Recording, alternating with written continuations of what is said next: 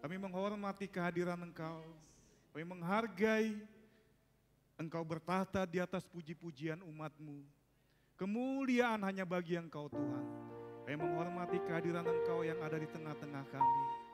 Hadirat-Mu yang ada di tengah-tengah kami Tuhan. Biarlah kekudusan Engkau melingkupi kami semua.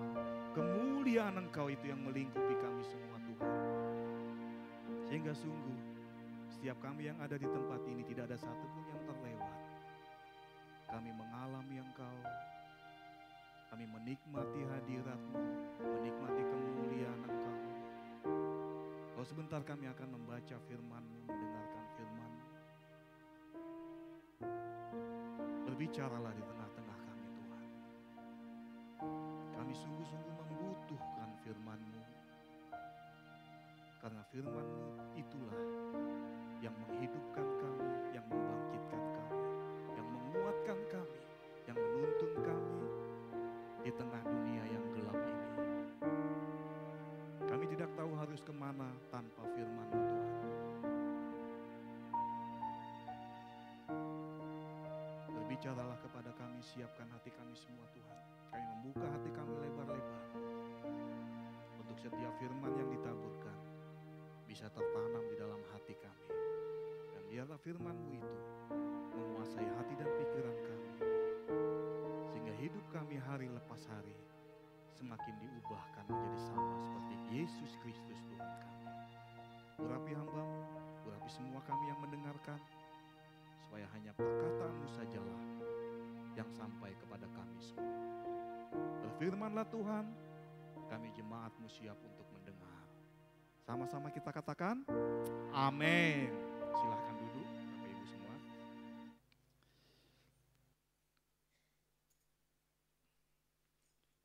Hari ini kita mau belajar tentang kebutuhan untuk berdoa.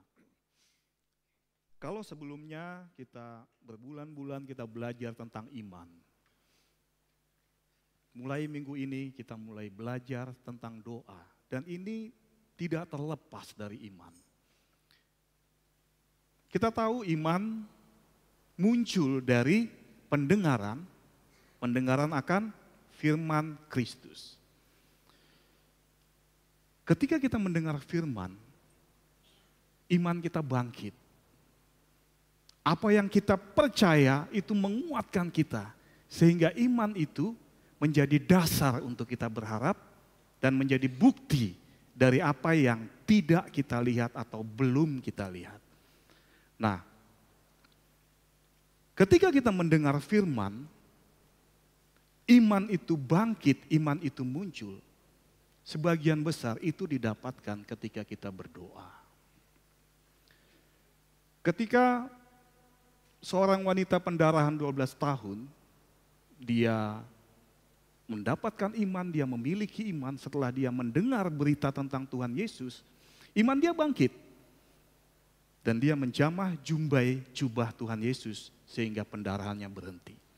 Saat itu Roh Kudus belum tinggal di dalam hati manusia. Tuhan Yesus masih di muka bumi. Perempuan ini mendengar dari telinganya tentang Tuhan Yesus. Dan itu cukup membangkitkan iman dia. Puji Tuhan saat ini setiap kita yang percaya Roh Kudus tinggal di dalam hati kita. Jadi iman itu bangkit tidak hanya dari mendengar, dari telinga, dari apa yang masuk melalui fisik kita. Tapi kita juga mendengar dia berbicara di dalam hati kita. Dan itu sebagian besar didapatkan ketika kita berdoa. Amin.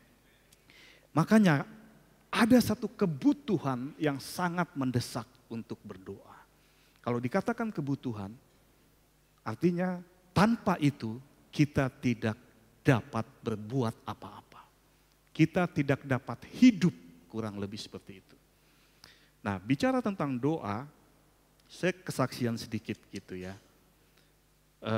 Beberapa hari yang lalu atau minggu lalu gitu ya, saya ada komunikasi dengan anak saya yang kedua, Lauren, ada yang kenal ya.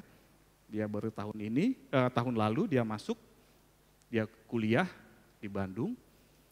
Ya, waktu telepon, biasa orang tua nanya, Gimana kak, saya panggilnya kakak gitu ya. Masih cukup uangnya, biasa seperti itu gitu ya. Terus dia bilang, masih pak, tapi tinggal dikit. Terus, wah ini kesempatan saya mengajarkan dia tentang doa. Saya bilang seperti ini, kak, kalau kakak uangnya tinggal sedikit, jangan langsung minta sama papa. Kalau kita biasa gitu ya, lihat anak kita kurang, oh langsung kita mau cukupkan dia. Kalau kita mampu, kita kasih gitu ya.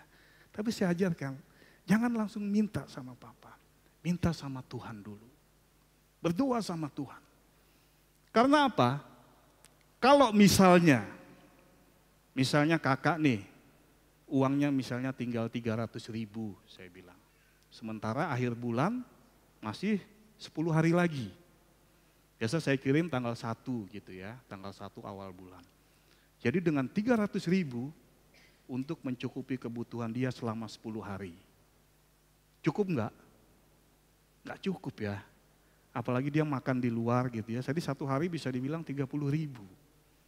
Sekarang makan berapa? Mahasiswa enggak tahu, 15.000 masih ada enggak makan? 10.000, 15.000. Satu hari 30.000, berapa kali makan dia? Belum lagi transport dia. Gitu ya. Nah saya bilang, kak, sebelum minta ke papa, minta sama Tuhan. Kenapa? Kalau kakak Loren minta sama papa, sumbernya hanya satu. Dari papa aja. Oke, misalnya Loren bilang, pak aku tinggal 300 nih pak, aku minta tambahan pak, karena 10 hari lagi masih lama, tanggal 1-nya. Oke, saya tambahkan 500.000 misalnya. Udah, dengan 800.000 itu dia cukupkanlah kebutuhannya sampai akhir bulan selesai. Dan tanggal 1, 0 uang dia. Nah itu kalau minta dari papa, hanya satu sumber. Tapi kalau kakak minta sama Tuhan, Tuhan punya banyak sumber. Pertama, dia bisa ngomong sama papa, Yoel, itu anakmu butuh uang. Ayo kirim. Bisa seperti itu satu. Terus yang kedua, pengeluaran dia biasanya apa? Buat makan, buat transport. Bisa aja dalam 10 hari itu, Tuhan gerakkan teman-temannya. Dalam 10 hari itu ada 10 anak yang ulang tahun setiap hari. Misalnya. Akhirnya dia nggak keluar uangnya, ditraktir terus sama temannya. Atau tiba-tiba ada kegiatan apa gitu, nggak keluar uangnya sedikit pun. Tuhan bisa melakukan itu, saya nggak bisa. Ayo traktir anakku, nggak mungkin seperti itu ya. Tapi Tuhan bisa lakukan itu. Terus apalagi transport, dia dari tempat dia kos ke kampus, dia biasa naik Gojek gitu ya. Sebenarnya sih nggak terlalu jauh, tapi karena lewat jalan besar, jadi dia naik Gojek atau Gokar. Tapi puji Tuhan, di tempat dia kos itu ada temannya yang punya kendaraan. Dan sering dia diajak. Bisa aja selama 10 hari ini, temannya ini butuh Lauren untuk menemani dia terus, kemanapun. Digerakkan sama Tuhan, ayo Loren kita ke kampus, temenin aku dong ke sini, kemari, ke sana, kemari. Uang transport dia utuh. Sehingga di akhir bulan, 300.000 itu utuh. Ditambah lagi ketika Tuhan gerakan mengirim lagi, jadi dia nambah. Bisa menjadi 500.000 misalnya utuh dia. Beri kemuliaan dulu buat Tuhan ya. Ini tidak terjadi sama dia, tapi saya menyampaikan kepada dia. Ketika kita membutuhkan sesuatu yang mendesak, makanya Tuhan bilang terkutuklah orang mengandalkan manusia. Karena ketika kita mengandalkan manusia, kita membatasi Tuhan untuk bekerja. Kalau Lauren langsung minta sama saya, dapat dia dapat. Tapi dia menutup Tuhan untuk bekerja. Ketika kita minta sama dia, dia punya sumber yang luar biasa. Amin. Nah, doa itu bukan hanya sekedar permintaan permohonan. Tadi contoh dari doa permohonan. Tapi yang mau kita bahas, bukan hanya sekedar doa atau permohonan kepada Tuhan, tapi ada hal yang lebih dari sekedar memohon, meminta kepada Tuhan.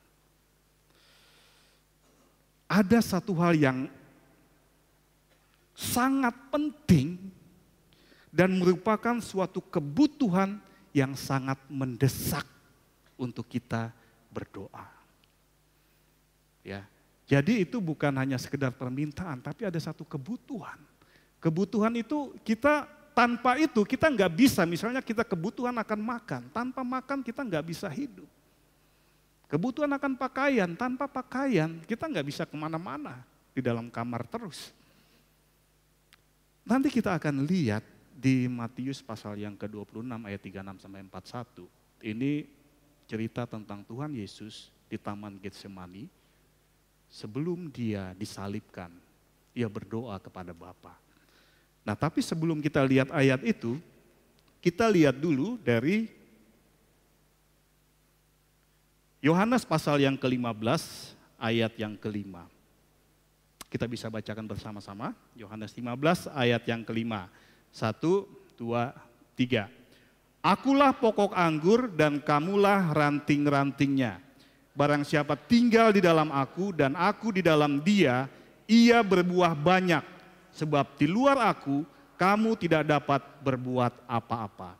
Ini firman Tuhan Yesus tentang pokok anggur. Bahwa dia adalah pokok anggur dan kita adalah ranting-rantingnya atau cabang-cabangnya. Kalau dalam bahasa Inggris itu branch. Kalau ranting itu, kalau pohon itu ada pokoknya, ada dahan, ada ranting yang di ujung gitu ya. Kalau dalam bahasa Inggris itu yang dibilang itu dahannya itu. Jadi itulah yang melekat pada pokok anggurnya. Dan kita juga demikian. Kita dahan yang melekat pada pokok anggur kalau kita sudah dilahirkan kembali. Nah, Tuhan Yesus katakan, barang siapa tinggal dalam aku dan aku di dalam dia, ia berbuah banyak. Sebab di luar dia kita tidak dapat berbuat apa-apa. Nothing, tidak ada sama sekali yang bisa kita buat kalau di luar Tuhan. Tapi ada pertanyaan, loh, saya masih bisa tetap hidup kok Pak. Saya masih bisa mengalami berkat Tuhan. Dan banyak di luar kekristenan mereka bisa hidup. Banyak yang bisa mereka lakukan. Firman Tuhan bilang gak bisa berbuat apa-apa. Dan ingat, Tuhan tidak pernah berbohong. Tidak pernah mengatakan sesuatu yang salah. Artinya kalau dia bilang, dia katakan bahwa kita tidak dapat berbuat apa-apa, berarti bukan perbuatan yang dimaksud tadi. Bukan kita masih bisa hidup, kita masih bisa bekerja, masih bisa menghasilkan uang, masih bisa produktif. Bukan itu maksudnya. Firman Tuhan katakan, kalau kamu tidak di dalam aku dan aku tidak di dalam kamu, kamu tidak dapat berbuat apa-apa di sini maksudnya. Suara apa itu?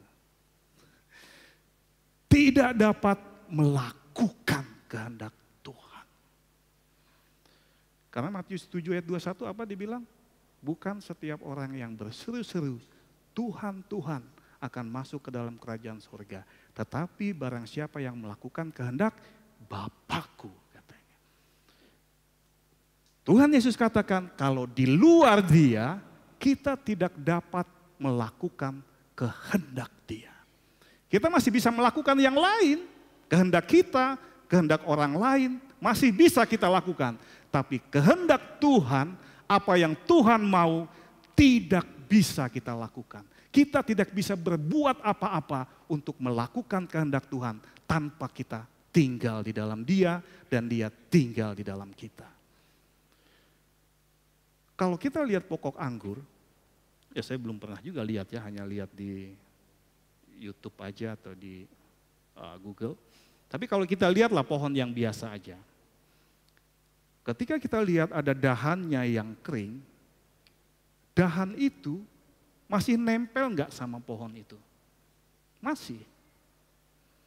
Tapi apakah dari dahan itu masih bisa berbuah? Masih bisa tumbuh daun yang segar? Nggak bisa. Tapi dia masih nempel. Nempel, dekat, bukan berarti dia tinggal di dalam pokok anggur itu. Karena dia nggak bisa menghasilkan buah. Nah, yang menentukan dia masih bisa berbuah, yang di dalam pokok itu dan di dalam dahan itu yang tidak bisa kita lihat. Ada aliran makanan dari pokok anggur, dari akar masuk ke pokok pohon dan sampai ke dahan-dahannya. Itu tidak bisa kita lihat, yang tahu hanya pokoknya dan dahannya saja. Demikian juga hidup kerohanian kita di dalam Tuhan. Secara aktivitas mungkin kita masih dekat sepertinya dengan Tuhan. Kita masih hadir di ibadah minggu, ibadah melayani masih kelihatan kita. Tapi yang tahu apakah kita masih dekat dengan Tuhan, hanya Tuhan dan kita yang tahu. Dan Tuhan mau kita memiliki hubungan yang dalam, yang tidak kelihatan oleh orang lain. Ya, kita masih bisa, saya masih bisa berkhotbah dengan pikiran saya. Saya bisa baca semua literatur, saya satukan, bisa mengajarkan menjadi satu pengajaran yang hebat. Tapi itu tidak berarti apa-apa kalau itu bukan dari Tuhan. Kalau itu berasal dari pikiran saya, itu tidak berarti apa-apa. Tidak berdampak apa-apa. Karena kehidupan itu berasal dari Tuhan. Dan untuk itu kita membutuhkan doa. Karena tanpa dia kita nggak bisa melakukan apa-apa. Nah, doa, kalau tadi contoh doa permohonan. Simpelnya doa itu adalah komunikasi kita dengan Tuhan. Tapi ada tujuan yang sangat penting ketika kita berdoa. Tujuan itu apa? Tujuan itu adalah untuk menyelaraskan manusia rohani kita dengan Tuhan. Karena dia adalah roh.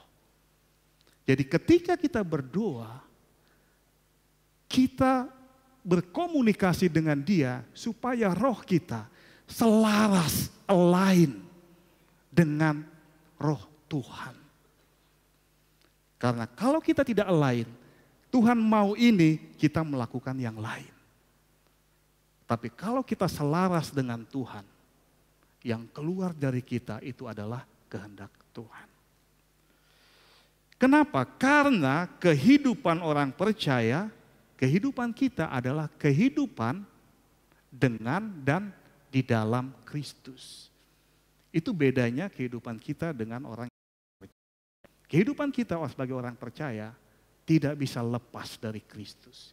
Tidak bisa lepas dari Roh Kudus yang tinggal dalam hati kita. Karena itu kita harus diselaraskan dengan apa yang Tuhan mau. Kehidupan roh demikian. Nah, kehidupan kekristenan yang sejati itu adalah kehidupan yang keluar dari dalam, dari roh. Bukan dari pikiran, bukan dari jiwa, bukan dari daging. Tapi dari dalam, itulah kekristenan yang sejati. Karena itu tadi kata Tuhan, kalau kamu tidak tinggal di dalam aku, maka kamu tidak dapat melakukan apa-apa. Kalau kita tidak selaras dengan dia, kita tidak dapat melakukan kehendak Tuhan. Nah, kalau ketika kita tidak menyelaraskan hidup kita dengan Tuhan, menyelaraskan roh kita dengan Tuhan melalui doa, roh kita akan semakin lama semakin lemah. Ketika roh kita tidak diperlengkapi, tidak diberi makan, tidak diberikan satu hubungan dengan dia, roh kita semakin lemah. Akibatnya apa kalau roh kita semakin lemah? Daging kita yang akan mendominasi hidup kita. Nanti kita akan lihat Tuhan Yesus ketika dia berdoa. Kalau kita membiarkan roh kita, yang sebenarnya roh kita itu haus. Haus akan kebenaran, haus akan firman Tuhan. Kita membutuhkan selalu komunikasi dengan dia, persekutuan dengan dia.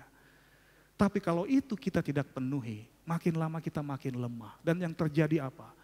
Daging kita yang makin kuat. Kita jadi emosian, itu jiwa kita. Dan itu akan terus-menerus mendominasi tubuh kita. Kalau dalam keadaan ini, kita tidak langsung bangkit, tidak langsung membereskan itu, kita masih terus sebagai pelayan misalnya. Dalam keadaan roh kita yang lemah, kita terus melayani. Masih bisa. Tapi suatu saat kita akan frustrasi. Kita akan capek. Karena kita melakukan dengan kekuatan kita. Tubuh kita, dengan jiwa kita, dengan pengalaman kita, dengan pengetahuan kita, bukan dari dalam. Dan itu yang membuat banyak pelayan-pelayan Tuhan capek. Saya mengalami juga seperti itu. Ketika saya melayani, bukan karena kekuatan roh, tapi karena kebiasaan, karena kecakapan, karena saya bisa dengan pikiran saya. Dan itu tidak berkenan kepada Tuhan. Dan suatu saat saya akan menyerah. Itu banyak terjadi dan kita nggak mau itu terjadi dalam diri kita. Pelayanan yang akan keluar bukan lagi pelayanan roh, tapi pelayanan agamawi dikatakan. Dan orang Kristen yang dikuasai oleh daging, ada istilahnya karnal, ya, manusia karnal atau manusia duniawi bisa dikatakan. Dia mungkin lahir baru, tapi karena dia tidak membereskan rohani dia, hubungan dia dengan Tuhan, lama-lama seperti dahan itu kering. Dia masih nempel, tapi tidak ada kehidupan. Manusia duniawi seperti itu. Nah, menikmati hubungan dengan Tuhan itu bukan sekedar formalitas. Tapi harus ada satu hubungan di dalam roh kita dengan Dia. Kita bisa berdoa dengan pikiran kita. Kita bisa berdoa dengan pengetahuan kita. Tapi ada satu yang lebih dalam, kita berdoa di dalam roh. Karena dengan itulah kita menyelaraskan roh kita dengan Dia. Kenapa Tuhan mau kita selaras dengan Dia? Kenapa Dia mau kita seperti Dia katakan, Dia tinggal dalam kita dan kita tinggal di dalam Dia. Supaya apa? Kok Tuhan ngotot sih kita tinggal dalam, udah biarkan aja lah misalnya. Terserah Dia, penting Dia sudah diselamatkan, Dia suka-suka Dia mau berjalan, terserah Dia lah. Dalam doa Bapa kami, Tuhan Yesus mengajarkan kita, apa katakan? Datanglah kerajaan-Mu. Dia mau kerajaan Dia tegak di muka bumi. Artinya apa? Kerajaan surga ada di muka bumi, artinya Yesuslah sebagai Raja. Dan kerajaan itu bisa tegak, bisa establish, kalau bahasa Inggris, bisa tegak, bisa eksis melalui orang-orang yang sudah Dia tebus. Kalau Dia hanya sebagai Raja, tapi tidak ada yang menggerakkan orang-orang, membuat sesuatu sehingga Dia menjadi Raja, kerajaannya tidak tegak di muka bumi. Ketika kita berdoa, Tuhan datanglah kerajaan-Mu. Dia katakan kita adalah imamat yang rajani. Imam-imam pilihan Allah. Dia pilih kita menjadi, kalau dikatakan apa, pegawai-pegawai kerajaan Dia. Pekerja-pekerja kerajaan Dia.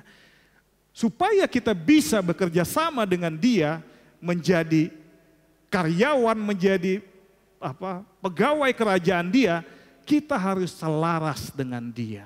Karena Dia adalah roh, kita juga, roh kita harus selaras dengan Dia. Itulah tujuannya kenapa Dia mau, Dia tinggal di dalam kita dan kita tinggal di dalam Dia. kita berbuah. Karena dengan cara demikian kerajaannya tegak di muka bumi ini. Tidak semua kita menjadi pendeta, tidak semua kita menjadi pengusaha, menjadi insinyur, menjadi arsitek. Tidak semua kita.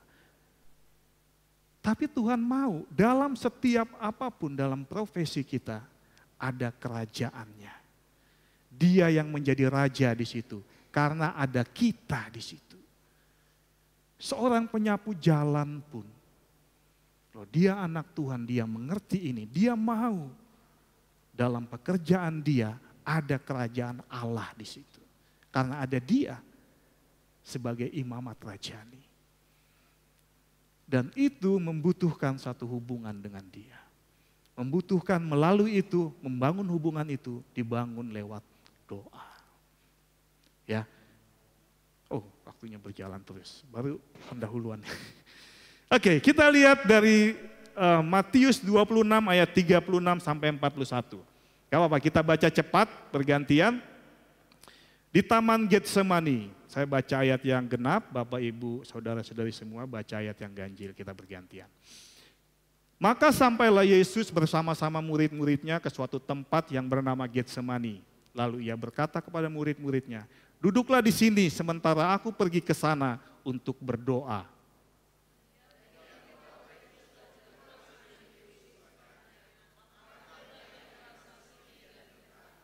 Lalu katanya kepada mereka, hatiku sangat sedih seperti mau mati rasanya. Tinggallah di sini dan berjaga-jagalah dengan aku.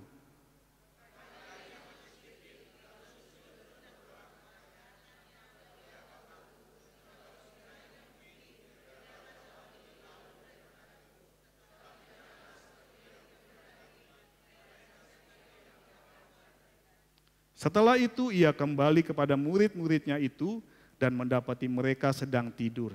Dan ia berkata kepada Petrus, tidakkah kamu sanggup berjaga-jaga 1 jam dengan aku? Sama-sama kita katakan ya terakhir. Berjaga-jagalah dan berdoalah supaya kamu jangan jatuh ke dalam pencobaan. Roh memang penurut tetapi daging lemah.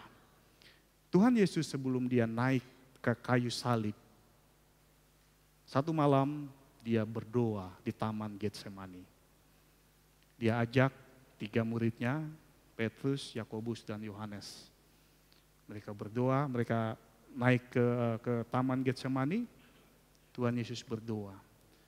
Dia katakan, dia sangat ketakutan. Awalnya ketika pertama saya baca ayat ini, kok coba naik dikit. Oke, turunnya. Pertama kali saya baca ayat ini, saya bertanya, Tuhan kok engkau takut mati Tuhan? Engkau kalah dong dengan pahlawan-pahlawan kami. Pahlawan kita siapa? Sisingamangaraja. Takut mati enggak dia? Enggak. Dihadapkannya badannya kan? Siapa lagi? Enggak. Pahlawan-pahlawan itu enggak takut mati. Kok Tuhan takut mati Tuhan? Kok bisa seperti itu? Dia katakan seperti mau mati rasanya. Terus dia bilang juga kepada bapak-bapak, sekiranya mungkin biarlah cawan ini lalu daripadaku. Tapi jangan kehendakku yang jadi, tapi kehendakmu yang jadi. Awalnya ketika saya belum tahu gitu ya, wah Tuhan kok takut mati ya. Kemudian mencoba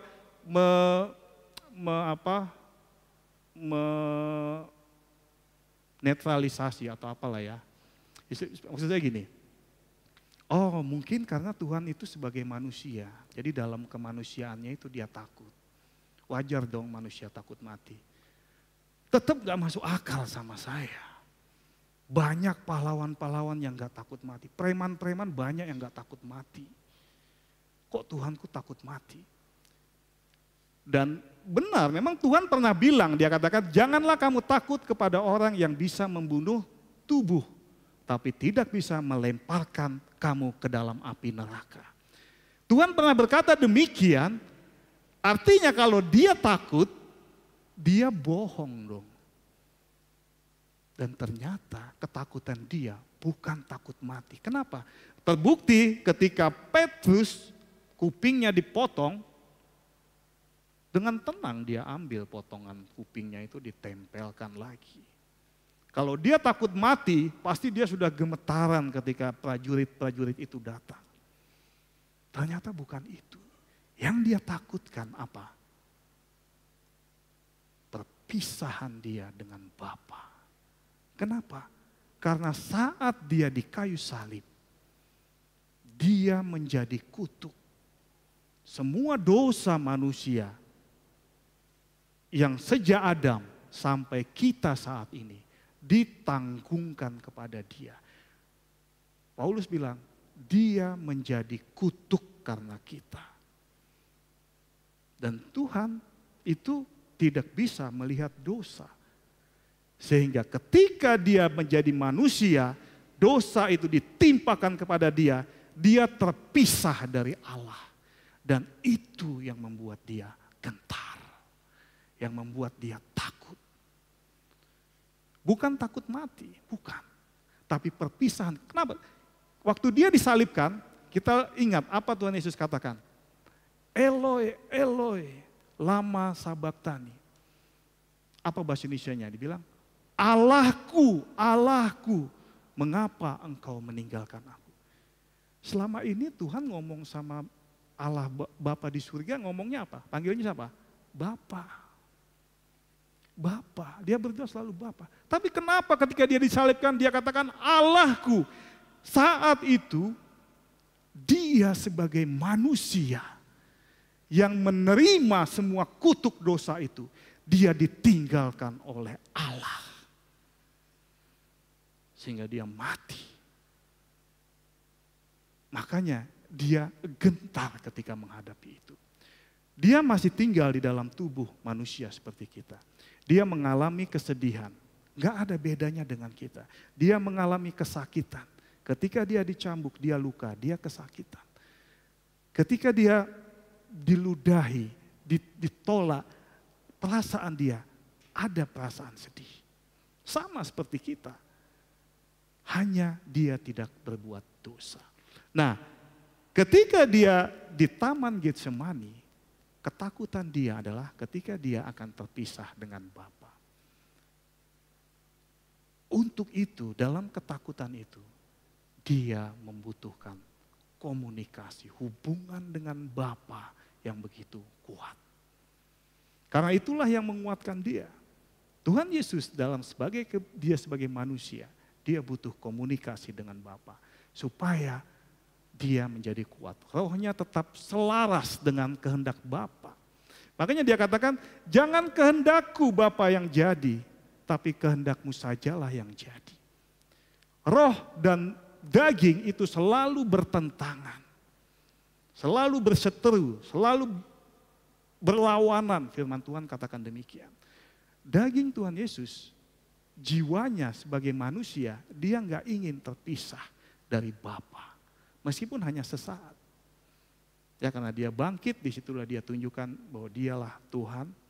Ya dalam kemuliaannya. Nah, dia katakan jangan kehendakku yang jadi, tapi kehendak engkau yang jadi. Jadi Tuhan Yesus pun berdoa untuk menyelaraskan roh dia dengan Bapa. Ya, kenapa? Di ayat terakhir yang kita baca tadi, ayat yang ke-41, kita tolong agak susah ya. Nah, berjaga-jagalah supaya kamu jangan jatuh ke dalam pencobaan. Roh memang penurut, tetapi daging lemah. Tuhan Yesus menyadari itu.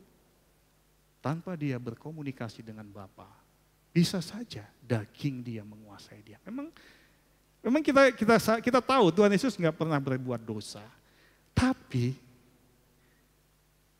kemungkinan itu selalu ada. Kenapa? Jadi bukan sandiwara ya ketika Tuhan Yesus dicobai oleh iblis.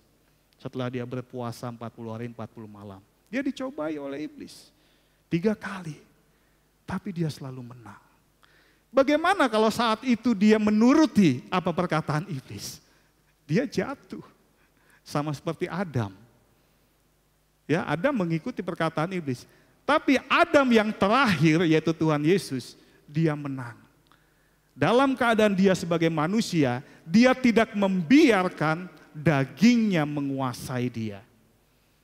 Karena itu dia membutuhkan persekutuan dengan Bapa. Dia mau mengajarkan kepada kita. Kita pun juga sama seperti dia saat dia ada di muka bumi. Roh kita sudah ada Roh Kudus dalam diri kita. Kita punya daging, punya keinginan. Sama seperti Tuhan Yesus. Kita juga dicobai. Yang bedanya Tuhan Yesus dia menang atas setiap pencobaan itu. Kalau saya masih sering jatuh. Kita semua jujur masih sering kita jatuh. Nah, supaya roh kita semakin kuat, kita membutuhkan persekutuan dengan dia dalam doa. Itulah yang menyebabkan doa itu menjadi satu kebutuhan di dalam hidup kita. Tanpa doa kita nggak bisa berbuat apa-apa, kata firman Tuhan. Ada beberapa jenis doa, ini sebagai ini aja ya. Banyak doa itu banyak jenis-jenisnya ya. Ada tadi doa permohonan di awal. Ada yang lain, ada katakan ada pujian. Jadi ketika kita memuji Tuhan, itu juga sebagai doa juga kepada Dia. Doa pujian itu kita memuji Dia karena pribadinya. Kita memuji Dia karena Dia Allah yang luar biasa, Allah yang hebat, Allah yang baik, Allah yang penuh kasih. Itu kita memuji Dia. Doa pujian itu kita naikkan karena pribadinya ya tidak ada yang menyamai Dia. Dialah satu-satunya Allah. Itu doa pujian. Mazmur banyak, Mazmur 47 yang kita baca di awal ibadah kita tadi, itu tentang Dia sebagai Raja. Kita memuji Dia sebagai Raja alam semesta. Kemudian juga ada doa ucapan syukur. Kalau doa pujian itu karena kita memuji karena pribadinya, kalau ucapan syukur itu kita mengucap syukur atas apa yang telah Dia lakukan. Tadi kita berdoa, mengucap syukur, pelayanan lewat Bu Alin ke Hutamula, mereka melayani di sana, di sekolah-sekolah ada banyak jiwa-jiwa datang kepada Tuhan. Kita mengucap syukur. Pekerjaan Tuhan yang menyebabkan itu terjadi melalui saudara-saudari kita yang berangkat. Tapi tanpa Tuhan menyertai tidak akan berhasil. Kita mengucap syukur karena Dia sudah lakukan banyak hal. Kita harus naikkan ucapan itu kepada Dia. Kemudian ada lagi doa ratapan. Ada sendiri satu kitab ratapan ya di Perjanjian Lama. Itu menyampaikan kesedihan atau ratapan. Enggak masalah. Sampaikan kepada Tuhan. Ketika kamu mengalami kesedihan, nyatakan Tuhan. Ratapan juga demikian. Kekecewaan sampaikan kepada Tuhan. Di ratapan 3 juga banyak demikian. Tapi di ratapan 3 ini juga, ratapan 3 ayat 22 dan 23 dibilang, tidak berkesudahan kasih Tuhan. Selalu baru setiap pagi. Dalam kesedihan, dalam ratapan, dalam kedukaan yang dalam, sampaikan saja kepada Tuhan. Itu doa ratapan. Dan percayalah, Tuhan pasti dengar setiap perkataan kita yang muncul dari ketulusan. Bukan hanya dari lip service saja kata orang. Tapi muncul dari dalam hati, Tuhan pasti dengar. Terus ada lagi doa syafaat. Doa syafaat itu permohonan untuk orang lain. Ya, kita ada doa pelayan, doa yang melayani di sini ada doa jemaat. Itu kita bersyafaat. Kita berdoa untuk orang lain. Secara pribadi juga kita bisa setiap hari kita berdoa syafaat. Kita berdoa untuk saudara kita, untuk bangsa ini. Musa melakukan doa syafaat di Keluaran 22 ayat 31-32. Saat itu bangsa Israel mereka menyembah patung lembu emas dan Tuhan murka, Tuhan mau musnahkan bangsa Israel. Musa datang di hadapan Tuhan. Dia bela bangsanya. Iya Tuhan, mereka memang berdosa, tapi Tuhan ampunilah mereka, ampunilah bangsa ini. Kalau Engkau tidak ampuni mereka Tuhan, lebih baik hapuskan saja namaku dalam kitab kehidupan. Sampai demikiannya Musa berdoa untuk membela bangsanya. Padahal kalau Tuhan genapi itu, Musa akan ada di neraka. Dia bilang, Tuhan udah hapuskan aja namaku dari kitab kehidupan. Kalau engkau nggak mengampuni bangsa ini, dia katakan. Tapi Tuhan tahu, Tuhan adil. Enggak, yang berdosa mereka lah yang akan tetap dihukum. Engkau tidak. Nah, ada banyak jenis doa yang Tuhan mau kita pakai itu sebagai hubungan kita dengan Dia. Untuk kita selaras dengan Dia. Kita tahu kehendak Dia. Dan itu membangkitkan iman kita. Tadi iman muncul dari pendengaran akan firman. Ketika kita berdoa, itu terjadi dialog. Jadi berdoa jangan monolog. Ya. Doa enggak harus dengan kata-kata yang indah, kata-kata yang teratur, yang terstruktur. Tapi harus keluar dari dalam hati kita. Karena itu yang Tuhan butuhkan. Karena yang kita hadapi adalah roh.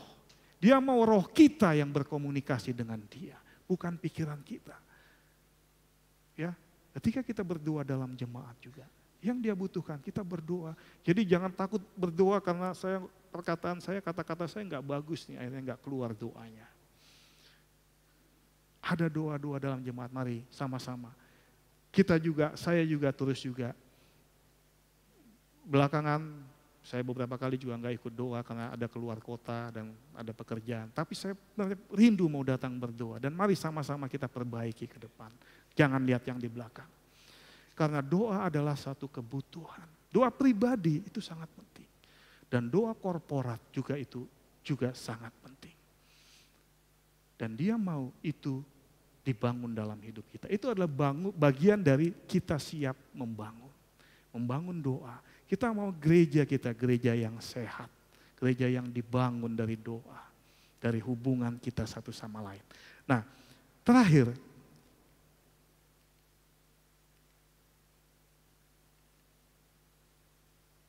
Kita perlu memiliki waktu khusus berdoa dengan Tuhan. Waktu berdoa kita perlu kita siapkan waktu kita dengan Tuhan. Kalau saya ingat ketika saya mahasiswa ya kuliah gitu ya, karena waktunya cukup teratur gitu ya. Waktu itu saya sudah komit, Tuhan jam 6 sore saya sudah di kamar, pokoknya saya berlutut sama Tuhan. Gak peduli ngapain, berlutut, mau nyanyi, muji Tuhan, pokoknya setiap jam 6 sore saya sudah ada di kamar berlutut sama Tuhan. Dan itu rutin saya lakukan. Kalau sekarang gak selalu jam 6 gitu ya, karena kadang-kadang, tapi saya mau rindu, saya pengen melakukan itu kembali. Jadi saya ingat waktu itu, kalau sebelum jam 6, saya sudah datang, sudah berlutut sama Tuhan. Karena dalam mindset saya, kalau saya lewat jam 6 lewat 2 menit, Tuhan sudah nunggu 2 menit. Saya nggak mau sama Tuhan kayak seperti itu. Akhirnya saya coba tepat waktu sama Tuhan. Dan saya mau bangun kembali seperti itu. Kita menghargai Dia. Ketika kita menghargai Dia, wow, luar biasa apa yang Tuhan lakukan melalui kita. Ada 2 contoh hamba Tuhan yang memiliki waktu khusus dengan Tuhan. Pertama Daud. Daud dalam Mazmur 119 ayat 164 dia katakan, 7 kali dalam sehari aku memuji-muji Engkau. Dia menyiapkan waktu khusus 7 kali. Dia seorang raja, seorang yang sangat sibuk pasti. Tapi dia khususkan waktunya 7 kali dalam sehari. Dia memuji-muji Tuhan. Kalau saudara sepupu kita luar biasa, mereka 5 kali, 5 waktu, jamnya tepat. Jadi saya juga kalau kerja di kantor lagi meeting, tiba-tiba udah handphonenya udah bunyi azan gitu kan. Oh, udah berhenti dulu meeting, mereka sholat dulu. Meskipun meetingnya sangat penting, maaf, saya mau sholat dulu katanya. Mereka melakukan itu. Kita dengan Tuhan, kita bisa lebih dari 7 kali. Waktu itu Daud, roh Tuhan belum tinggal di dalam hati Daud. Roh Tuhan tinggal di luar. Dia mengurapi para nabi-nabi, tapi mereka punya komitmen yang luar biasa. Daud, seorang raja, dia siapkan waktunya khusus memuji-muji Tuhan. Gak heran, Goliat aja dilawan sama dia. Singa aja dilawan sama dia. Tidak ada takut sedikit pun karena dia selalu terhubung dengan Tuhan. Kita harusnya bisa lebih lagi dari dia. Karena Roh Kudus tinggal dalam diri kita. Setiap saat kita bisa berdoa, tapi perlu kita disiplinkan waktu kita berdoa sama dia. Kalau bisa 7 kali luar biasa. Satu lagi, Daniel.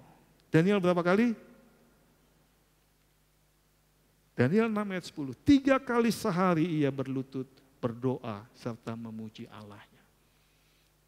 Ayat firman Tuhan ini ditulis ketika dia mendengar pengumuman bahwa barang siapa yang tidak menyembah dewa raja, dia akan dilemparkan ke dalam gua singa. Ketika Daniel mendengar itu, dia datang, dia pulang ke rumah, dia naik ke sotoh rumah, dia berlutut seperti yang biasa dia lakukan. Dia 3 kali sehari berlutut, berdoa memuji Allahnya. Silakan.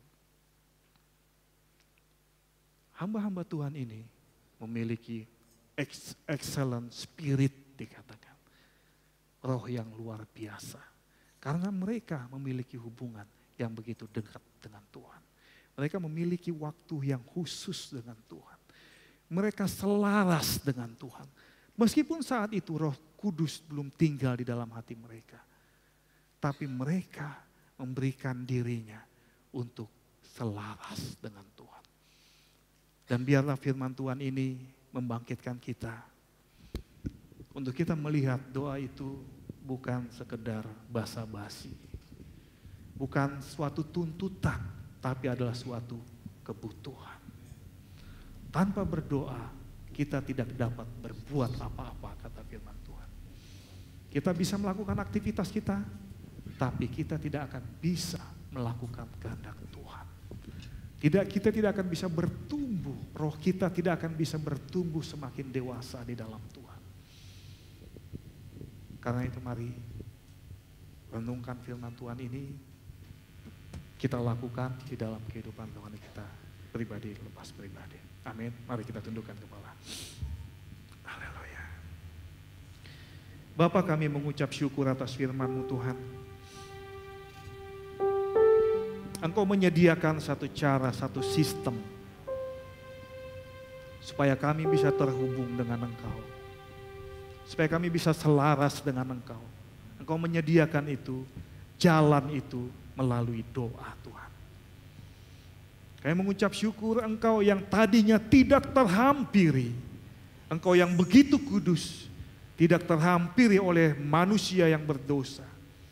Tapi kami mengucap syukur Engkau membuka jalan itu. Sehingga setiap kami bisa terhubung langsung dengan Engkau. Sehingga setiap saat kami bisa berkomunikasi dengan Engkau, bisa berbicara dengan Engkau. Kami mengucap syukur Tuhan, itu semua semata-mata karena kemurahan Engkau.